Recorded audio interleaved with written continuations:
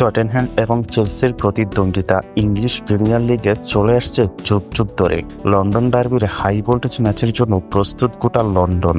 টটেনহ্যামের মাঠে মুখোমুখি হতে চলেছে উত্তর এবং পশ্চিম লন্ডনের দুই চিরপ্রতিদ্বন্দ্বী। আজ রাত 11:30 শুরু হবে এই গুরুত্বপূর্ণ ম্যাচটি। প্রিমিয়ার লিগে দুদলের লড়াই কেবল মাঠের 3টি পয়েন্টের লড়াই নয়, উত্তর এবং পশ্চিম লন্ডনের অহংকার আর শ্রেষ্ঠত্বের দ্বন্দ্ব। লন্ডন ডার্বির ম্যাচ মানেই ফুটবল প্রেমীদের উপহার দেয় তীব্র প্রতিদ্বন্দ্বিতা, নাটক এবং বহুল স্মরণীয় মুহূর্ত। এবারের লিগে 9 ম্যাচে 17 পয়েন্ট নিয়ে দারুণ ফর্মে থাকা স্পার্সরা বর্তমানে টেবিলের তৃতীয় স্থানে রয়েছে। দুয়ে থাকা বর্নমাউথের গাড়ির উপর নিঃশ্বাস ফেলছে তারা।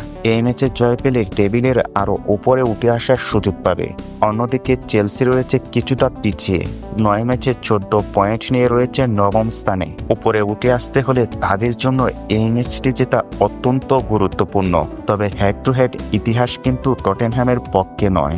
এই পরিসংখ্যানে চেলসির একচেটিয়া আধিপত্য দেখা যায়। সবশেষ 4 বারের সাক্ষাতে একটিতেও জয় পায়নি টটেনহ্যাম।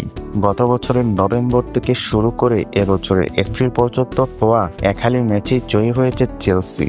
সবচেয়ে নাটকীয় ম্যাচ ছিল গত বছরের 8ই ডিসেম্বর। টটেনহ্যামের মাঠে চেলসি জয় পেয়েছিল 4-3 গোলে।